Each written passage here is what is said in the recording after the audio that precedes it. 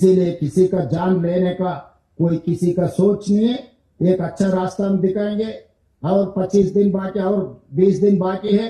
20 दिन के अंदर जितने भी सेंट्रल कमेटी जो पूरा अंडरग्राउंड में जितना भी लोग है 31 मार्च के अंदर हम लोग सचमुच आगे आकर ये सब सारे सरेंडर करवा दिए तो देश शांति से रहेंगे। देश और तेलंगाना राज्य में तरक्की करने वाले, दुनिया से मुकाबला करने वाले हम लोग। इसीलिए मैं आज फिर एक बार ऐलान करना चाहता हूं, जो अंडरग्राउंड नक्सलाइट्स है इंक्लूडिंग गणपति जी, उनके साथी लोग, आप आ जाओ, जनजीवन में आ जाओ। तेलंगाना सरकार आपको वेलकम करने के लिए तैयार है। धन्यवाद पत्रकार मित्रों।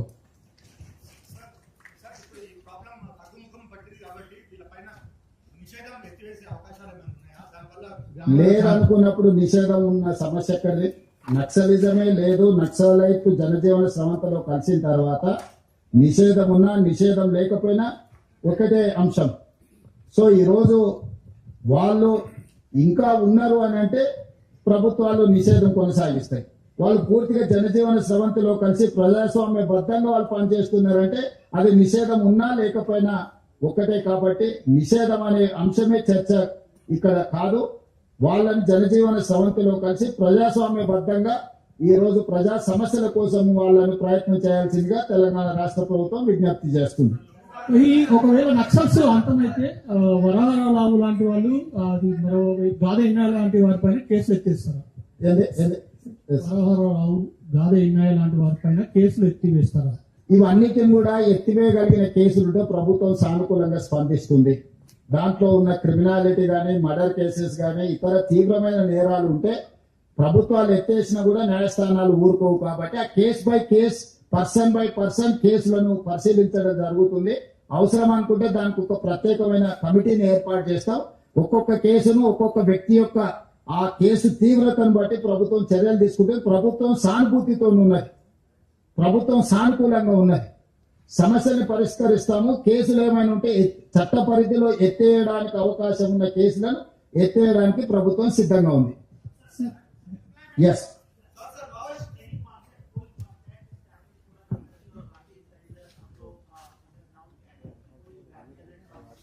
ऐसे जो भी हमारे हमको समाचार मिल रहा है, पत्रकारों से मिल रहा है, बाकी पत्रकारों से आप पूछे तो पता लगेगा कि गणपति जी किसके तालुका किससे चर्चा कर रहे हैं. मैं ओपन डायलॉग कर रहा हूं, किसी को छुपा के, किसी को जो पर्सनल कोई बात नहीं, इट्स ओपन डायलॉग.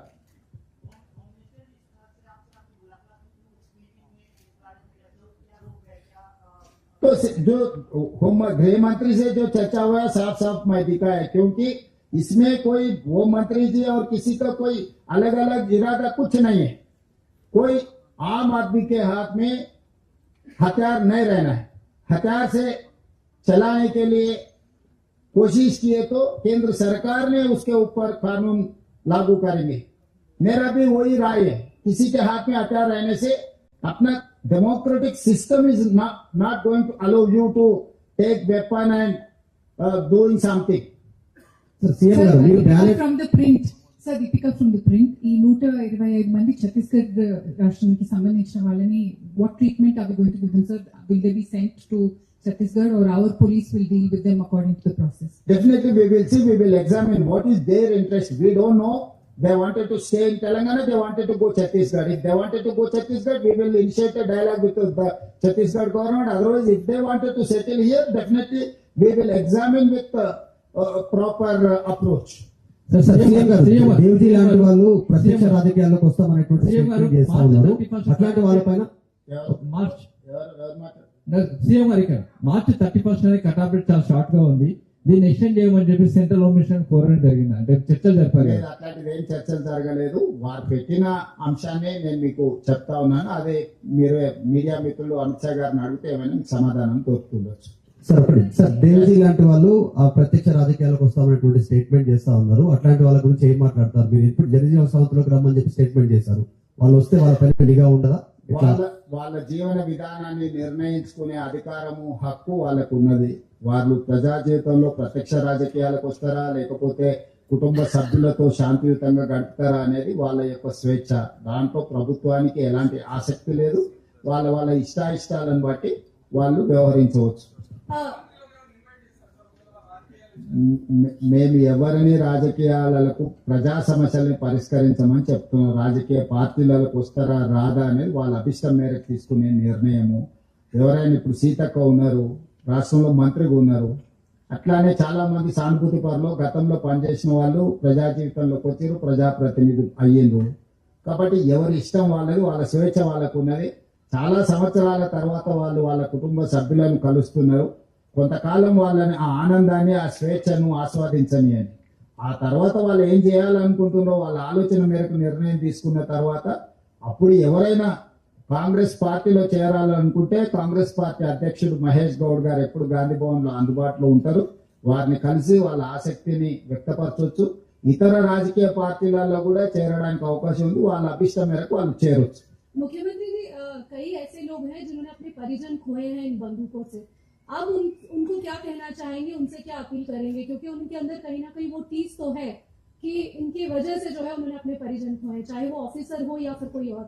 सही है, मैं भी यही कहना चाहता हूँ. आगे नहीं होना है, जो हुआ है हुआ है. आजादी के लिए हम लोग बहुत लोग लड़े हुए, मरे हुए, शहीद हुए. इसमें भी नक्सलवादी और आम जनता के बीच में जो लड़ाई हुआ है उसमें बहुत सारे लोग जान खो चुका है. मगर जो जान खो चुका है, आगे भी ऐसी कार्यक्रम हम लागू नहीं कर सकते. इसीलिए हम जो बोल रहे हैं, जो तकलीफ उठाए, आगे किसी ने वो ऐसे तकलीफ नहीं उठाना है. तो इसीलिए हम जो भी इफेक्टेड है डिपार्टमेंट के ऑफिसर्स, उनके परिवार को हम रिहेबिलिटेशन किए, गवर्नमेंट एम्प्लॉयमेंट दिए, बहुत सारे दिए. इसीलिए इधर ना उधर किसी का जान लेने का हक किसी को नहीं है, ना अधिकारियों का, ना आम जनता का, ना नक्सलाइट का. इसीलिए हम लोग एक रास्ता दिखा रहे. महात्मा गांधी जी जो शांति रास्ता दिखाए, वो रास्ता में सब चलने के लिए हम लोग इसीलिए आज हम लोग ऐलान किए. पत्रकारों से भी मेरा गुजारिश एक ही है, सब लोगों को मोटिवेट करो. You have a big role to play here. Once the media is ready to take that challenge or take that responsibility, we can do miracles in Telangana. So all I need is your support. I'm requesting my media friends, please do something for our country. We need development. We need welfare. We need to challenge developed countries. For that, we need peace, not weapons. We have seen many results when the LTT or any other organization, they have ended up with their life with sad. So I don't want to mention anything, but I would say they have to understand with weapon we are not going to reach our goal. With Shanti, we can reach anything, we can achieve anything. Mahatma Gandhi has shown the way. That is our way forward. I would request all Naxalites who are in underground, including Ganpati ji and everyone, please do come. Join with us. Surrender your weapons. Telangana state government and government of India is there to look after your issues, to resolve